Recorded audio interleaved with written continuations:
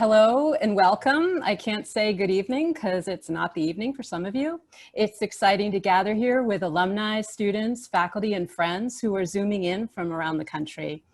My name's Riva Feinstein, and I'm the Associate Dean for Development and Alumni Relations at Columbia University School of Nursing.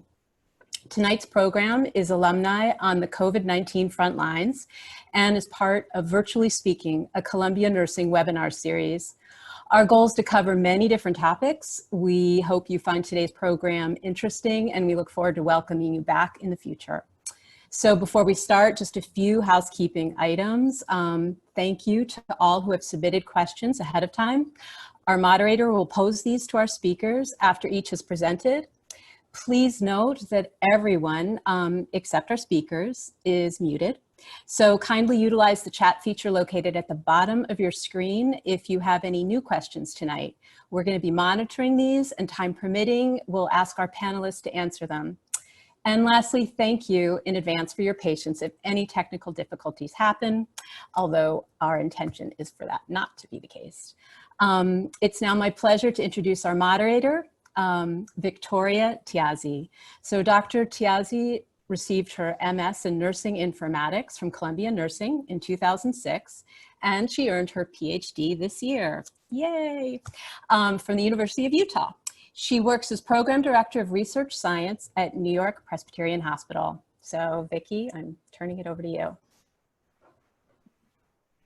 Terrific. Thank you, Riva, for that kind introduction. It is my pleasure to act as your moderator this evening. And I would actually just like to take a moment to applaud Columbia University School of Nursing, Riva, along with Sharon and Janice, for organizing these events to showcase and really lift up nurses as essential professionals. Nurses, as well as our stories, are being heard now more than ever. So I'm really excited about the opportunity to introduce these extraordinary individuals to you this evening. So without further ado, first up, I would like to introduce Suzanne Ohlmann, class of 2008. Suzanne is the Director of Rural Heart Failure Initiatives at the Craig Cardiovascular Center in San Antonio, Texas. Suzanne, thank you for joining us. Hi, Victoria. Thank you for having me. I was a little concerned that I didn't fit into this group because I'm not working in a hospital. I'm working in the outpatient setting. But I talked to one of my former professors, Sally Abalela, and she set me straight and said, everyone in healthcare is on the front lines. But I did have some of, I guess you almost call it survivor's guilt, that I wasn't in ICU, gowned and gloved, and hopefully with an N95 mask with my peers out in the city. So it's a real honor to join the people that have been doing that and tell a little bit about what's been going on out west. I practice in a cardiology clinic that actually has 5 separate clinics between San Antonio and Houston, all in rural areas where most of the patients are Medicare and don't have access to heart failure centers at big academic or private hospitals. So we have about 8,000 patients.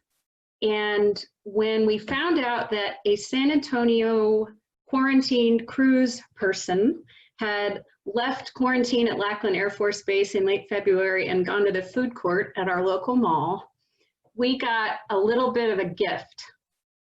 We didn't follow the news cycle, we followed suit of what was happening. And so by March 4th, we were closing down our clinics and shifting 100% to telehealth.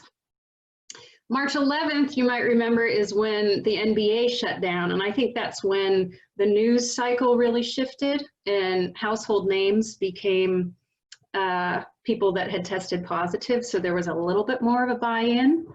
But we have not had a patient in a waiting room in any of our 5 clinics for 6 months.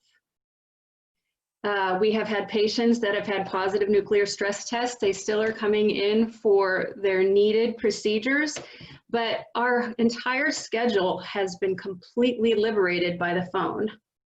And doing follow-ups has become easier, and patient engagement has become easier because they know they can just pick up and call, and they're going to get a human being on the other line. And we will triage for them whether or not we think they need a COVID test, B, to go to ER. And our mantra is, don't go to the hospital.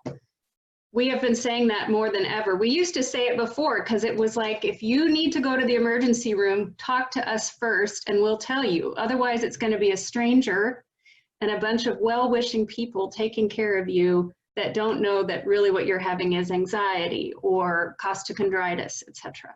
So just to let you know, since March, and we closed everything down, we have had 25 to 30 COVID cases in our 8,000 patient practice. 0 of them have died. That doesn't mean we haven't had any deaths in our practice. I have lost heart failure patients, people with end stage, etc., but no COVID deaths. Of our 55 specialized heart failure patients, 1 tested positive, and all of our patients are on home monitoring with daily vitals and weekly phone calls for me to check in and ask them why they ate so much nacho cheese and that they need to take extra Lasix. So we keep them out of the hospital. 1 of them had COVID, and we had her on O2 sat monitoring at home. And actually, COVID diuresed her better than we ever have, and she's doing fantastic. So I think it might sound like I have a little bit of a spectator view of this, and I feel in some ways that I do, but my analogy that I've been using to talk to patients is that my nurse colleagues in hospitals are the firefighters, and I work in fire prevention. And the best thing that I and my patients can do for them is to stay out of the hospital so that the patients who need to be there are creating the volume. And they're listening. Out of my 55 heart failure patients, so again, we've got 8,000, and then 1,000 of them get a phone call a month because they're chronic care, Medicare patients. And then out of them is this 55 group. I would say, in spite of the politics and the news sources that these South Texas rural cattle ranchers, etc., get, 2 of them don't believe this is real and aren't taking normal precautions. They do out of respect when they're interacting with us, but my prayer is that this statistic that I'm part of clinically is a greater representation of the way the United States population is, but I don't know. We've survived a surge. You know, Texas this summer was bad, but we'll just see what comes this fall. I know my friends in the hospitals in San Antonio said their ICUs are starting to do what y'all mentioned earlier, but with younger patients and different presentation, less severe presentation when they're coming in. So that's what I have to tell you. Excellent. Thanks so much for your story, Suzanne. We will now turn to introducing May Young, so class of 2012 and 2014. May is an acute care nurse practitioner in vascular surgery at NYU Langone Health. Welcome, May. Okay, I think I was able to unmute myself here. Okay. Thank you so much. Thank you, Victoria. Thank you, Reba. Thank you, Shannon. Thank you, everyone, for inviting me to this this panel and this chance to share and you know, with the community that we hold so dear. I am an acute care nurse practitioner at NYU. I worked at Columbia before that, and I was on medicine for 3 years before moving into vascular surgery. And it was, I want to say, early March when a lot of the vascular nurse practitioners and PAs were recruited to join the COVID Army at NYU. So it was a staged response. Of course, the internal medicine team first started taking care of COVID patients in Manhattan, and then we were soon overwhelmed with a tsunami in March. And so it was all hands on deck. And so all the surgical nurse practitioners and APPs were recruited to take care of COVID patients by the end of March. And so in some ways, definitely I was in the thick of it. I didn't join until March 22nd, and I was taking care of COVID patients until the middle of May, when finally our numbers returned to a level where the internal medicine department was able to take care of most of the patients, and also the ICUs. So there are two main hospitals, two main hospital towers at NYU. There's the older Tisch building and the new Kimmel building. Our peak census of COVID patients, I want to say April 6th, was 487 COVID patients. At least half of them were ICU patients, intubated. So yeah, it gives you some idea of, you know, the census and the numbers that we experienced at NYU. I want to say that as far as resources, as far as PPE, we did not have any shortages. We actually had a daily tally and countdown of ventilators. We never had to double up patients on a ventilator. I know there was a lot of experimentation and testing with that, but that never happened. And we were actually able to donate 40 ventilators to Elmhurst, I believe, when they needed it. So, yeah, I want to say that, you know, we feel now like we've had a chance to catch our breath. But as I was talking to Scott a little bit earlier, we're also wary about a second surge this fall in conjunction with the uptick in respiratory distress, you know, cases coming into the emergency department from influenza. So we have that, you know, we're cautiously optimistic, but at the same time preparing as best we can.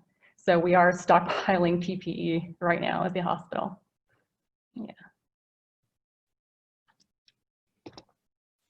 All right, great. Thank you for sharing, May.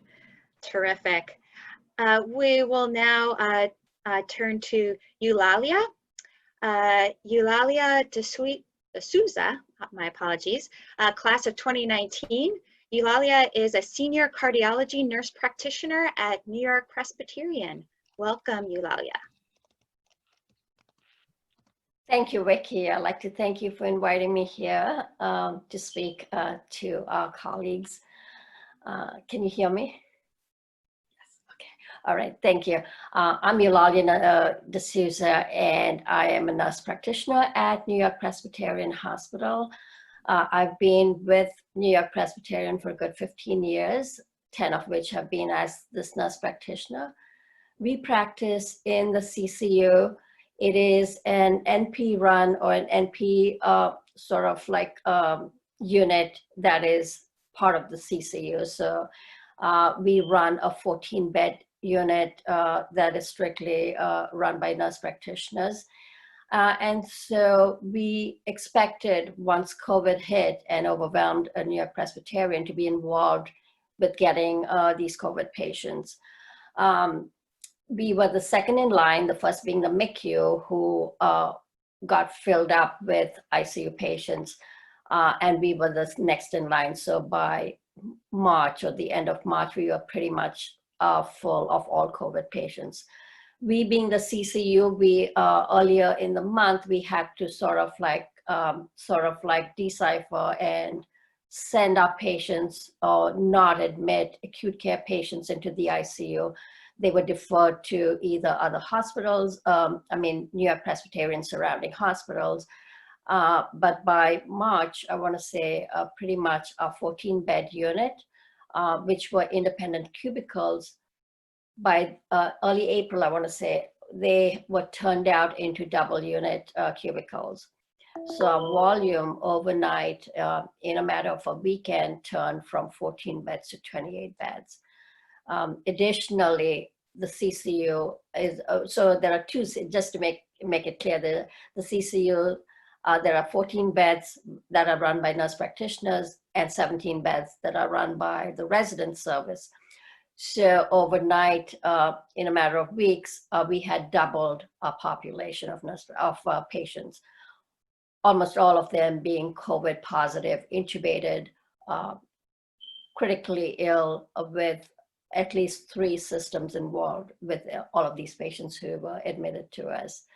And so in terms of prepping the staff, prepping us as nurse practitioners, we started getting teachings, and this involved different services within the hospital, which were extremely beneficial to us. So we had ID who would come in and talk about, the treatment protocols. And many of you might recall that initially when we started, the treatment was very different than what we ended up doing a month later or weeks later.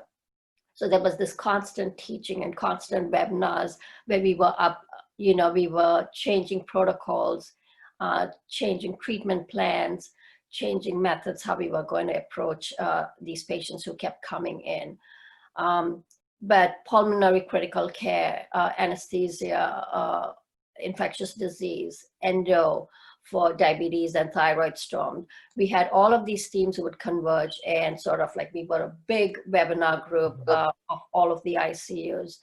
And we were just a small part of the ICUs because you had the MICU who had like the resident service and the NP service, the SICU, the surgical ICU, the CT ICU. The recovery room was changed into ICUs as well. And finally the OR, the operating rooms were converted into ICU. So we were, I really don't know the number of providers, but it was a big team. Every week we would get updates and get information, changes in protocols, what was coming up.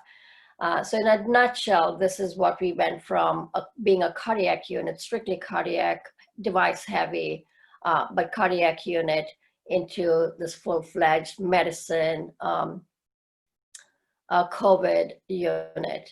We were not like I said, we were not the primary COVID unit, but we were the second most used ICU unit for COVID patients. And in a nutshell, that's what we did. What was different in our unit was that we had one of the nurse practitioners who was assigned to actually meeting the needs of palliative care needs of visitors, of our patients' visitors. Since we had no one coming into the hospital, she made direct contact with all of the relatives of each of our patients that got admitted and were on devices that obviously could not interact with patients, but where visitors were able to see their patients via the iPads or FaceView or FaceTime. So that was different, that our unit as nurse practitioners tried to do that. She also got pictures of all of the patients who were intubated on devices that were hanging outside their room, which gave us a good visual of what these patients actually looked like in their pre-COVID days. And it was amazing what a difference that made to all of us as providers to really bring this human contact to our patients. Because when as the patients kept coming in, as everyone knows, COVID didn't just affect the pulmonary system or the lung system. It had devastating effects on all of the systems, neurologically, cardiac-wise. We were seeing arrhythmias, we were seeing them, seeing all different kinds of cardiac problems in non-cardiac pre-COVID patients. They went into renal failure, and so they were on CVVH while they were there. They were non-diabetic patients were going into DKA. So it was all of these systems, and getting that little human touch actually really made a difference for us as providers, and I'm sure for the families to see that their loved one was being taken care of. And I'll stop right there. I think I've gone over. Thank you. Wonderful. Thanks, Eulalia. We will now turn to Elizabeth Gary, class of 2014-2015. Elizabeth is a nurse midwife at the Chinle Comprehensive Health Center. I think I'm saying this right, in Chinle, Arizona. Welcome, Elizabeth. Hi, thank you. Can you all hear me? Awesome. So I'm really glad to be a part of this panel. I was class of actually 2013, 2015, but that's totally fine. And then also, I was originally from New York, so I was working there in the beginning before I moved to Chinle in 2018 May. So my heart was totally with everyone in New York City at the front lines and like dealing with such high volume of really sick patients with COVID.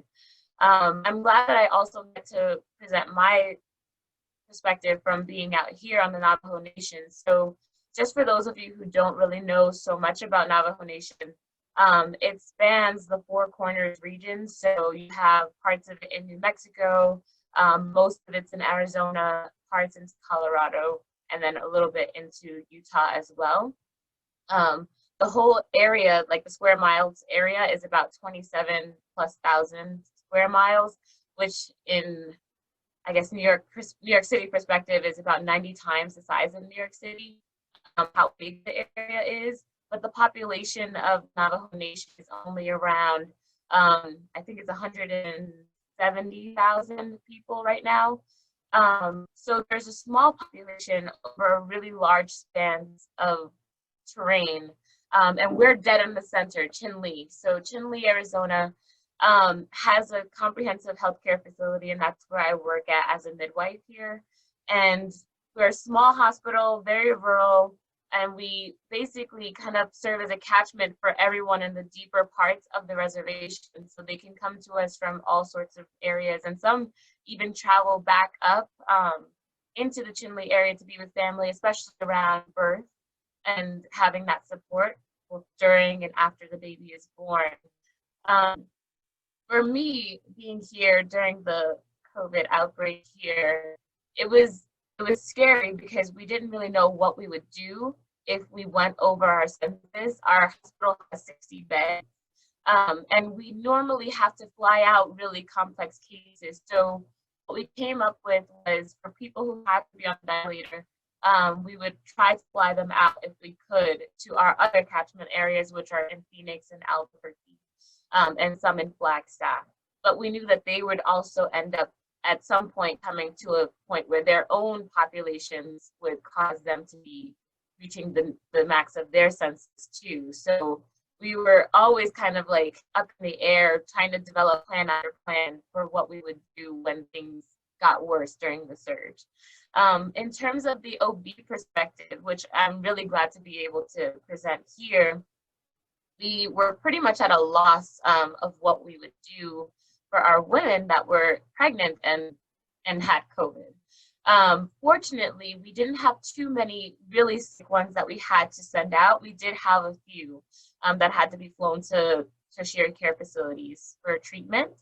But fortunately, most of our women had either milder symptoms or they were asymptomatic.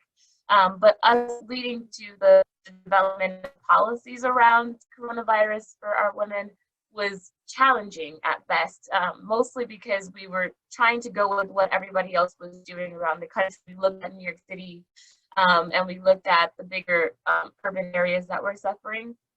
And at first we stopped having support persons in labor for, I think it was maybe 2 or 3 days before we were like, this can't go on, because the Navajo people themselves, like around birth, they normally have multiple family members with them to support them in labor, either to sing traditional songs, to do ceremonies in the birth room.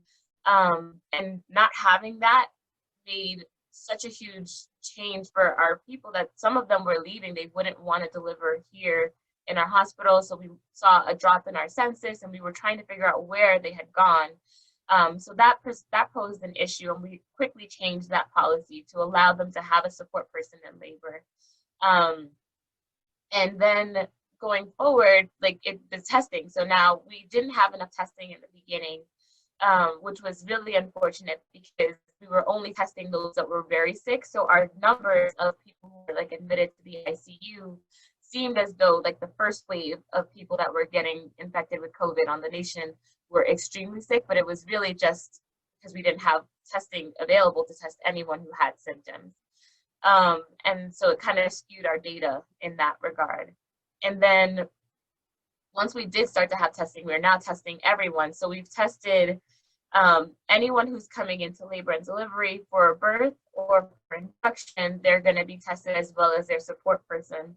Unfortunately, we're still not allowing support persons that are positive to be admitted onto the labor unit. So we do a lot of counseling around having a backup plan for somebody who would be able to be with you in labor.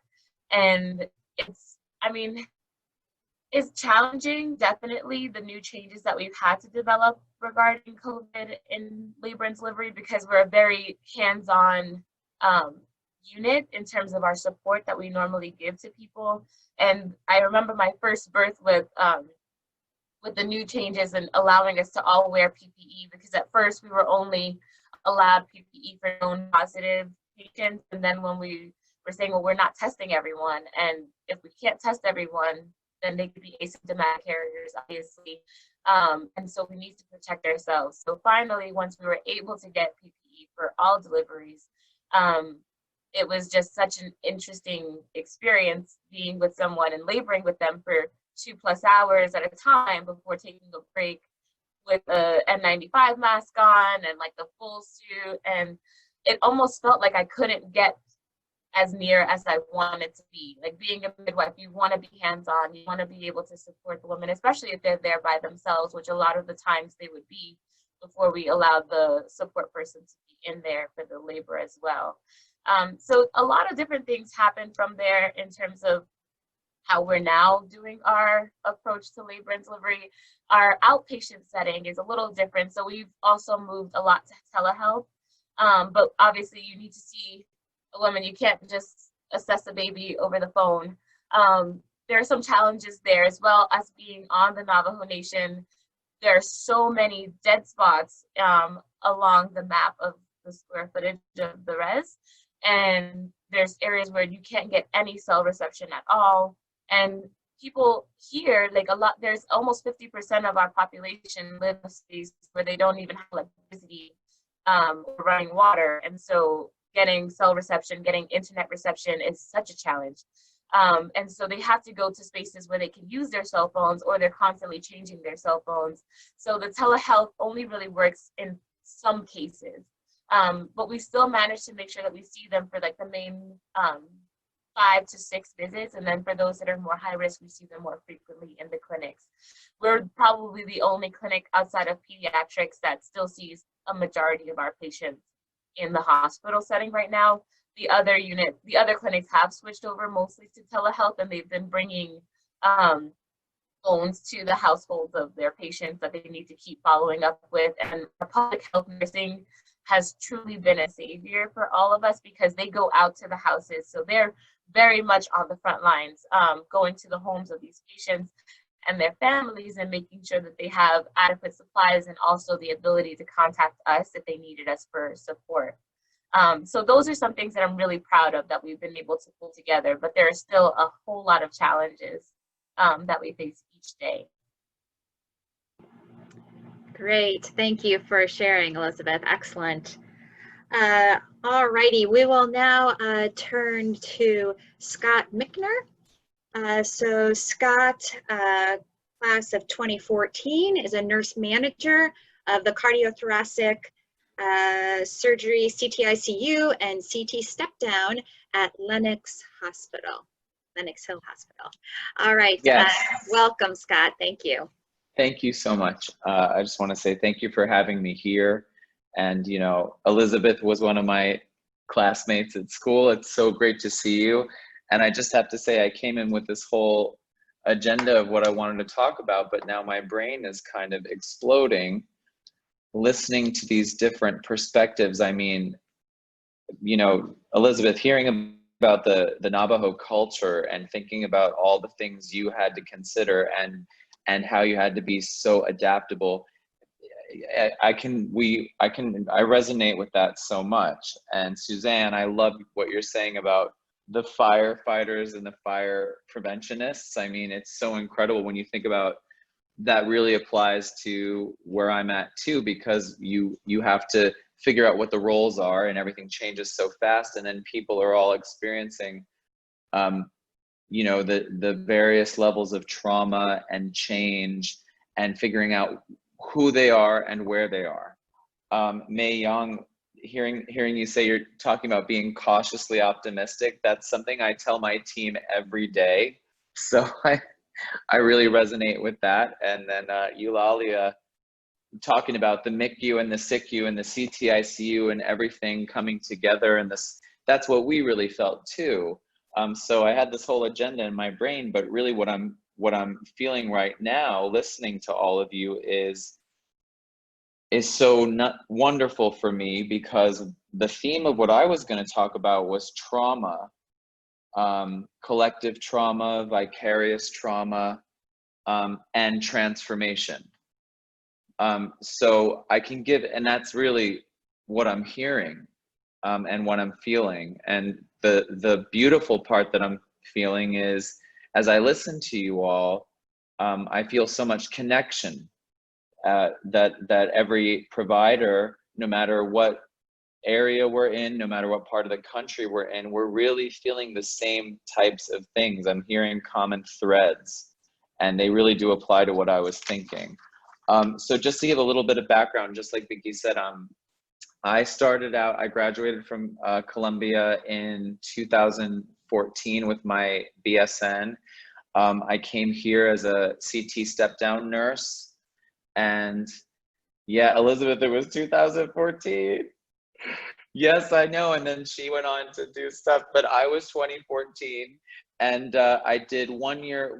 Back then we would do a critical care fellowship. You came in as a step down only for CT surgery. You then got evaluated. So I got evaluated, and then I went into the fellowship. I became a CTICU and step down nurse. They call us a combined unit, but I like to say we are 2 units with a cross-trained staff. I think that gives a better idea of what that really is.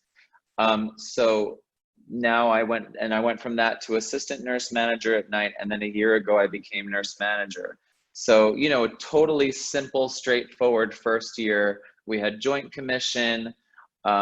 Then COVID came, and then the second COVID calmed down, they said, "Oh, Magnet's coming for your site visit." So it's been quite the year. But we're talking about COVID. So for us, if we're talking about data, because a lot of you presented some good numbers, for Northwell Health overall, we're the largest healthcare provider in New York State.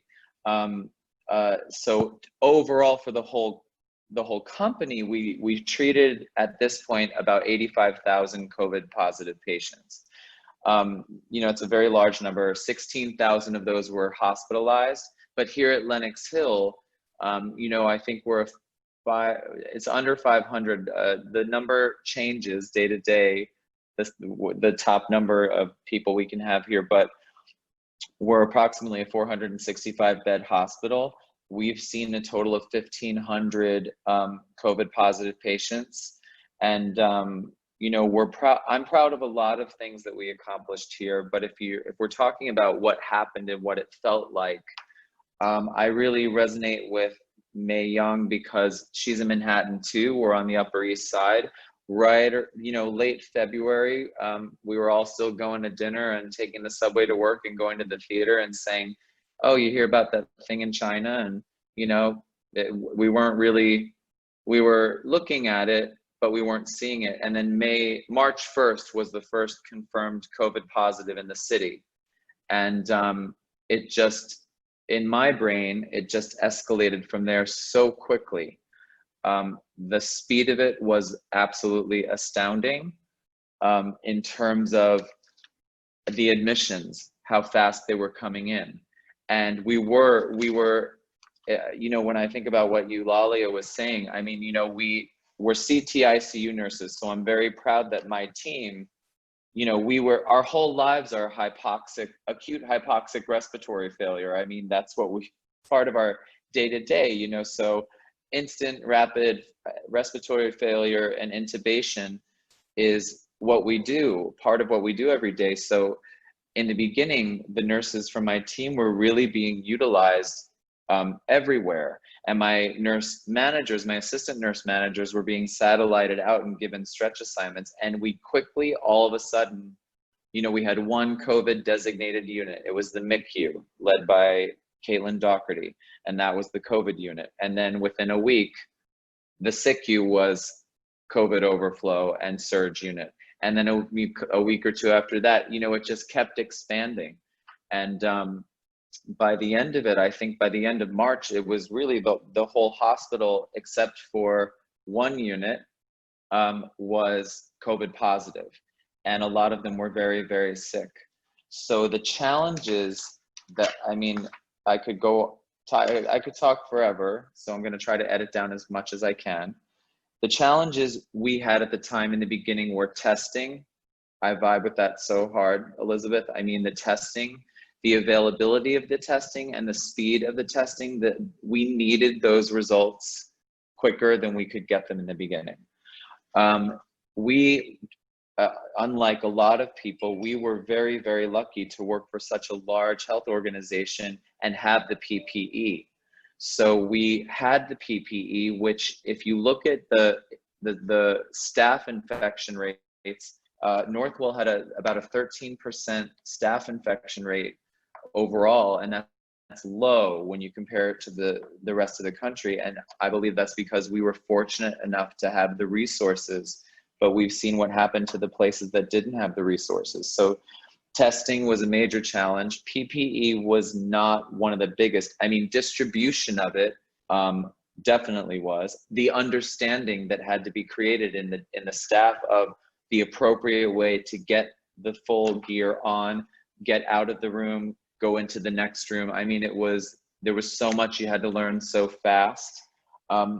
Another major challenge for us was the redeployment of nurses, because we suddenly all of a sudden needed so many ICU nurses, because we were rapidly seeing these people come in. You know, we were seeing people come into the ED fully alert and oriented, talking to us, talking about what they did yesterday, and we're looking at their SATs, and their SATs were like 74 or 70, and we were like, that's not real, you know, that's not possible. You know, we were just seeing things we had never seen. And within 3 hours, 2 hours, respiratory failure, intubated.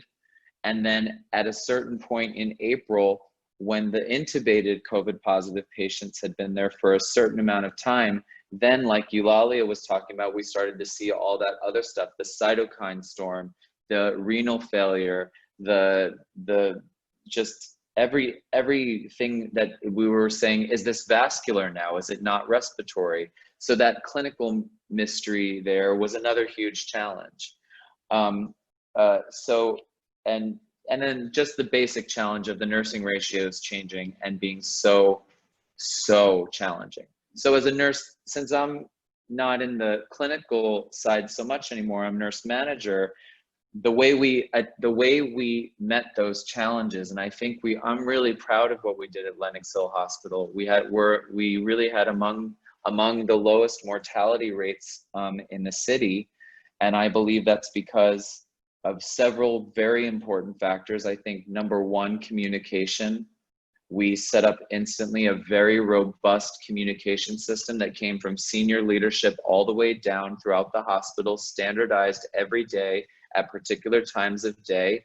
We utilized Microsoft Teams, so we went from, you know, seeing each other in person to all being on Microsoft Teams and communicating in that way, because everything was changing. I mean, policies were changing for me hour to hour. The visitation policy, I mean, March for me as the nurse manager was, oh, you know, I'm so sorry you have to go. We can have 3 visitors here and 2 here. And then 2 hours later, oh, I'm very sorry, it's 1. And then we went down to 0 visitors, which, as we all know as healthcare providers, was truly traumatic. And now we're back to having visitors, and that's been really wonderful to have back. I mean, it's very stringent, the rules, but as we all know, we need the families with the patients, the patients and the families. We need them for so many reasons. So we had communication, we had adaptability. Everyone had to be adaptable. People were redeployed to departments they had never seen before and trained. Step-down nurses became ICU nurses. Med-surg regional floor nurses were utilized as liaison nurses who were given iPhones to bring into the rooms of patients who could then FaceTime with their family members to allow them to have some kind of connection So that kind of adaptability and creative innovation, and all tied together by leadership that was really on board and always in touch with us, that was how we really got through it. But since the theme of my talk was supposed to be trauma, what I want to say here is I have come up with my own diagnosis for the DSM-IV or whichever version we've got now. I don't think we've got PTSD. I remember there was a day I was running through a hallway and I saw my director, and you know, there were like 5 codes, and I said, we've got to be really worried about October. And she was like, what are you talking about? October, what, Scott? It was like April or something. And I said, PTSD, 6 to 8 months. Oh my gosh, we've got to look ahead to that. But now as time has gone on, I think people have CTSD, continuous traumatic stress disorder. And then I met a patient family member who I was very close to, who I was kind of running this theory by, and he said, why don't you add another C to it? CCTSD, complex continuous traumatic disorder. And I believe that. So what I was going to ask everyone here is, when I think about transformation, you know, we just did Magnet, they talk about transformational leadership. I think about my own personal story. My mother died in my arms on Christmas, this past Christmas. And I had a very important person in my life tell me, grief is love that has nowhere to go. So I came into the unit every day and I said, how will I transform this grief into love and incorporate it into my practice? And it was very easy. We're so lucky because you have love, you have joy, you have traumatized and scared patients, and you bring it into the room to them. So that's where you put your love. And then I think about transformation of how are we going to transform the trauma? That's what I ask the healthcare providers here and everyone listening is, how will we transform this trauma personally, and what will that turn into for us? For me, I think it's going to turn into strength. But what will it mean for the patients? How will we transform the trauma of the patients into something that can get them through it? So those are all the things that I was planning on saying, that I think, yes, I'm cautiously optimistic, like Mayong is, but also I'm a little concerned too, because we've seen a slight uptick in the hospital, just a tiny one. And we're really looking to be as cautious as possible and not get back to where we were before. Great. Thank you, Scott, for those provocative and thoughtful comments. Great. We are now on to our last panelist this evening. I'd now like to introduce Zafar Anwar, class of 2018. He is a certified registered nurse anesthetist at NYP. And actually, before turning it over to Zafar, I just wanted to give a personal thank you to Zafar. So as part of my role at New York Presbyterian, as a nurse informatician, I did a lot of work to provide data analyses to our senior leadership at the organization and nurse administrators. And one of the big pieces that I looked at was the number of ventilators that were in our unit and also in our operating room. And Zafar was instrumental in helping us understand those needs. So thanks, Zafar. Turn it over to you.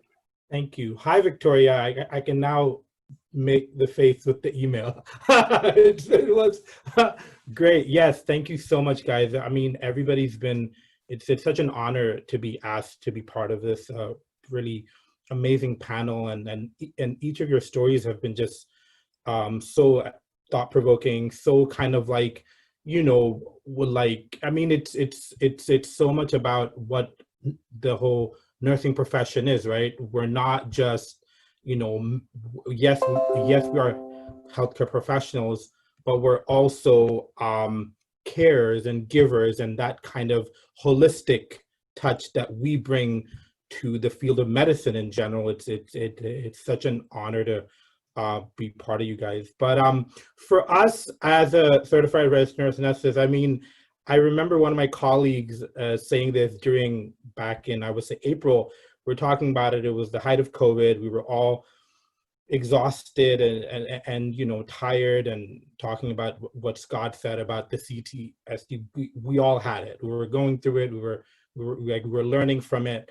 And one of the things that my colleague said that, you know, so everybody's talking about the front lines, but as an anesthesia provider, as a person who's managing somebody's airway who has COVID, we're at the front of the front lines. As in, we're literally breathing, as you know, we're like, in terms of like intubating somebody or managing somebody's airway, we're actually just kind of like there all the time, and to provide safe care and also protect ourselves is kind of one of the challenges that we were dealing with.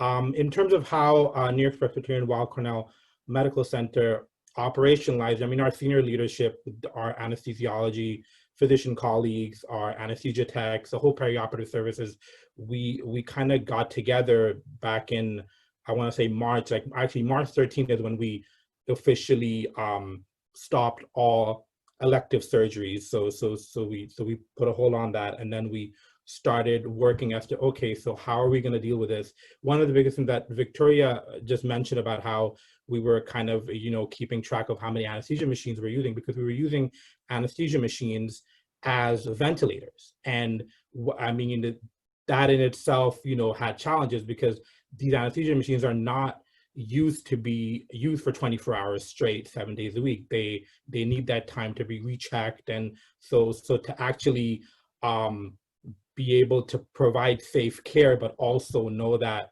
you know, there's a technical issue here that we need to just keep an eye on. So that was part of it.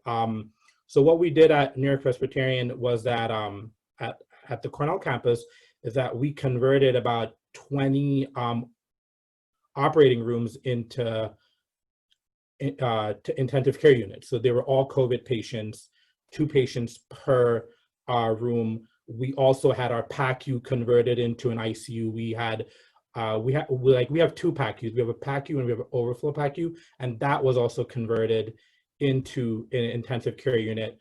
For us personally, as certified nurse anesthetists, we have a critical care background. All of us have that. We're around 90 to 100 CRNAs at Weill Cornell.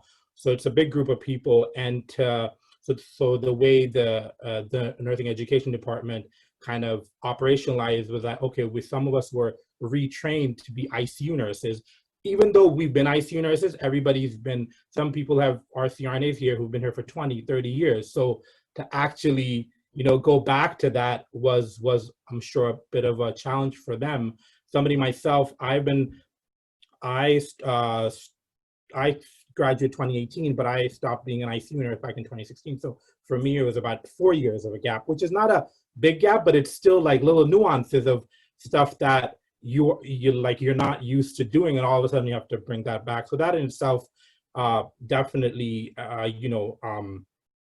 caused some kind of trepidations between the group and stuff like. But I think at the end of the day, as a whole, we worked together. We had perioperative nurses who've never taken care of patients. I mean, their role is much more nuanced in terms of how they provide care in the operating room to actually teach them. So we essentially became nursing educators, respiratory therapists, advanced practice nurses that we are, and we just had a list of stuff that we're just doing everything, just kind of, you know, teaching on the spot and teaching while the patients, as Scott talked about, you know, desaturating or on multiple vasoactive medications, and to actually manage the vent and all those things. I mean, one of the things which I remember specifically, because I remember as a new ICU nurse back in 2012, I remember even like turning to draw blood for an arterial line was a big thing for me. Like that, the day I did that, I was like, wow, that was such a big thing I did. So now I'm here in 2020 teaching this to somebody who's a operating room nurse or a medical surgical nurse or a step-down nurse, and we utilized all our nursing staff in that way. I kind of reminded myself, I'm like, oh yeah, I remember how scary that was. Even turning the knob the wrong way felt like, oh, I did something wrong. So that kind of so to have that kind of role kind of gave me kind of that step. I go, okay, you know what? This is a moment where I need to know that this person is as nervous as I was when I first was encountered by, once saw an arterial. So it was, we eventually, we actually ended up using our ambulatory center, which is the David A. Koch ambulatory center across the street from our main campus, as also we had patients on ventilators there. And so we had a total, I mean, at one point, we were using, I want to say like 30, 40 anesthesia machines at one time. We had also with our physician colleagues, we're developing a plan of how to safely intubate, not just safety for a patient, but safety for yourself in terms of exposure in an emergency situation. And that prompted us, and I'm actually part of that committee too, which is the clinical committee, where we talked about like, okay, so what are the steps of intubating somebody? Okay, so now let's add on PPE. That takes a couple of minutes.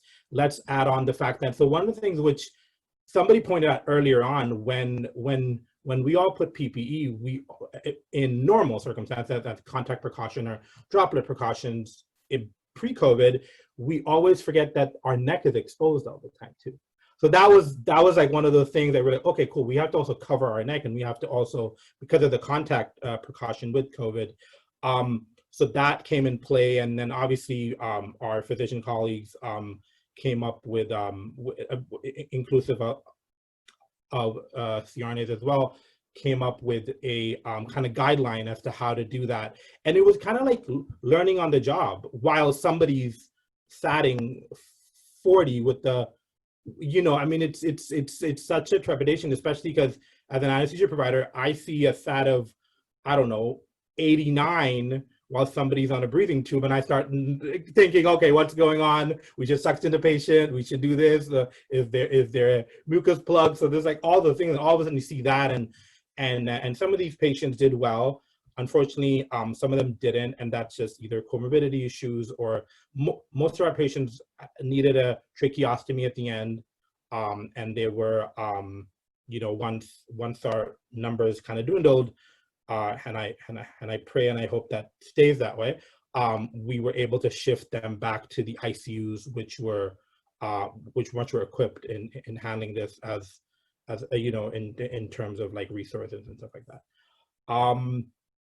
Yeah, that's essentially it. I mean, I feel like everybody spoke about, the emotional, the physical, the kind of like having to deal with something. I mean, that's one of the things about human nature. I feel like you kind of fear the unknown, and we were in an unknown as we were, kind of stepping through the process and still trying to provide the best care, best practice, as holistically, as kindly as the nursing profession does.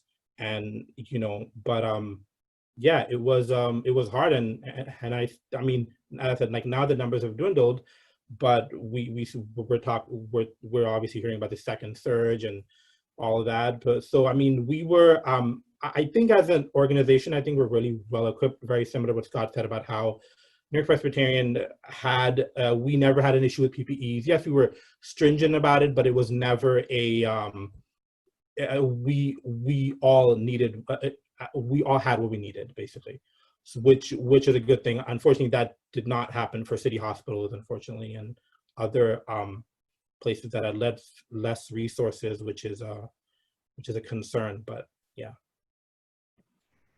Great. Thank you very much, Zafar. Appreciate it. And thank you all for your sharing this evening. I'd now like to turn to some of the pre-submitted questions by the audience. And the first one I have here, I'd like to address to Eulalia. This is something that both Scott and Zafar just touched upon in terms of the mental toll, and right now the real concern for the mental health of nurses moving forward. So the question here is, what did you do to help yourself cope during this time period? So any, tidbits or any activities that you performed that you found successful or not? Thanks, Eulalia. Yes, sure. So yes, it was, I think when this first started, and we, as colleagues at work, we've spoken about it, we were so overwhelmed all at once with what was happening. And the obvious thing was to sort of like, just come to work and do what you had to do. There was no time to really think about preparing yourself, mentally, physically. It was just exhausting. But as nurses and physicians and, other technicians and all, everyone came with the idea of knowing you had to do your job. You had to. This was an unprecedented situation, and no one really stepped back to say, okay, we need a breather, because we were so short, the patients were so sick. There was that initial surge of, yeah, we can do this, we're strong. But I think towards the end, towards the latter half, I should say, by May, June, when we saw cases dwindling down and fatigue was just setting in. People were just overexhausted, overwhelmed with everything that was going on. And so as a unit, we started sort of like, getting together, talking about it, having these little group sessions where we would vent, and everyone coped with it differently. Some of our colleagues needed more time. And in terms of like what was helping us, it was just, getting feedback from the visitors. Like I said, one of our nurse practitioners was the liaison between the family members of our patients, past and present COVID patients, and the unit. And so we would get feedback from the patients who had moved on, not just gone home or gone to sort of like other settings, but within the hospital system, but we're getting better. And we would get comments from visitors, appreciative of what we had done. So I think that helped many of us, just knowing that not everyone survived. Most of them didn't survive initially, but the ones that did make it, and the ones that did stay, the ones that made it, stayed in the unit with us for weeks, I want to say. And so there was this attachment, seeing them get better. And we were, you really bonded with your patients, to see them like get better, like physically better. They never lasted long enough after they were extubated to be in the ICU, because there was always someone else waiting to come into that bed. But just knowing that they were in a step down kind of setting within the hospital system, getting better, and the NP giving us feedback, visitors sending notes, that helped us. But I think the NYP did an awesome job, New York Presbyterian, in terms of like, helping staff, helping nurses, helping nurse practitioners, physicians, with terms of, getting, people talking to us. And there was yoga, there were massages, there were different things that they tried to help the staff, which we were really appreciative. So I think that in a nutshell is what helped us, Thank you. Great, great. And actually, Suzanne, I might also turn this question to you. So you explained a little bit of a different scenario. So in your situation, you weren't seeing colleagues or still are not seeing colleagues or patients. So any specific strategies on coping with that? Well, I think, especially as nurses, nurses make the worst patients because there's nothing wrong with us. We're fine, we're strong, we're fine. What do you need? And so it's really hard. I actually had to call my practice manager, who's a nurse, and tell her I'm having a hard time because we've lost 3 patients in 3 weeks. And these are patients that I talk to every day and titrated their meds every day. And I don't get to go to their funeral. No one's going to their funerals. It feels a little bit like losing a patient on a unit. where maybe you're there when the funeral home comes and you see them, you know, but then that's it, you know, so there is this feeling of disconnect, and it really falls upon us as adults and as people who preach care and mental health awareness that we have to say for ourselves, I'm not handling this well, and I'm having a lot more anxiety when patients call me, and I'm, you know, I might need to take an afternoon off to go and look at something that isn't perilous. you know, like Eulalia was saying about, you know, doing yoga, moving, like one of the things I do, and you may all laugh, is there is a little thrift store in my hometown, and I go into the thrift store and I look at the objects of people's lives, many of them kitschy, and it opens up a totally different part of my brain, because I feel like nursing for this last year has been traumatic, has been threatened by a sense of futility and disbelief in science. And it's sort of exacerbated that feeling you have when you go into the supply closet to get a bag of normal saline and it's out. You know that feeling where you're just like, what? We don't have a liter of normal saline? This is an ICU. I need to give a bolus, you know? And that's sort of like what I feel like when I call my patients and they say, well, I ain't wearing a mask. It's like, what? This is a normal life, and I'm a nurse. I'm not a politician. I am so boring. Like, just listen to me. So it's interesting to realize that I'm feeling that way from this sort of remote silo. And I imagine that everyone who has experienced March, April, and May in New York or on the Navajo Nation also understands that the peril of spending too much time in that feeling of futility, because that's, I think, where the trauma and the isolation is born. Great. Thank you, Suzanne. And I just want to hit one more question here submitted from the participants, and I will open this up to whomever might like to answer it. We do have some students participating today, and perhaps some nurses who might be new grads. So do you have any advice or support for new nurses starting to work right now? Absolutely. Go ahead, Scott. Oh, sorry. I was already off. You're off mute. Okay. I hope I didn't interrupt anybody. Yes, absolutely. Because I'm a nurse manager now, so I'm bringing in so many new nurses, and I talked to my whole team today, because I said, hey, I'm doing this panel today, and I talked to the MDs and the PAs and the respiratory therapy and my assistant nurse managers and the nurses at brief. I said, what would we want the nurses who are going to come to us, who are learning right now, to prepare for, or to think, or how should they be coming in? And the theme I heard the most was adaptability. We all feel that, you're trained in nursing school that adaptability is so important on every level. You come in with a particular idea about, you come in, you see your patient, you think, oh, I think I know what's going on, so, congestive heart failure history, he's probably volume overloaded, yada, yada. You go down a road, and then boom, he's, desatting for reasons that don't make any sense, and you've got to adapt to that quickly. Then your manager comes in and goes, oh, you're not going to have that patient. You're going to go down to this floor and have these 3 patients. They're always teaching adaptability.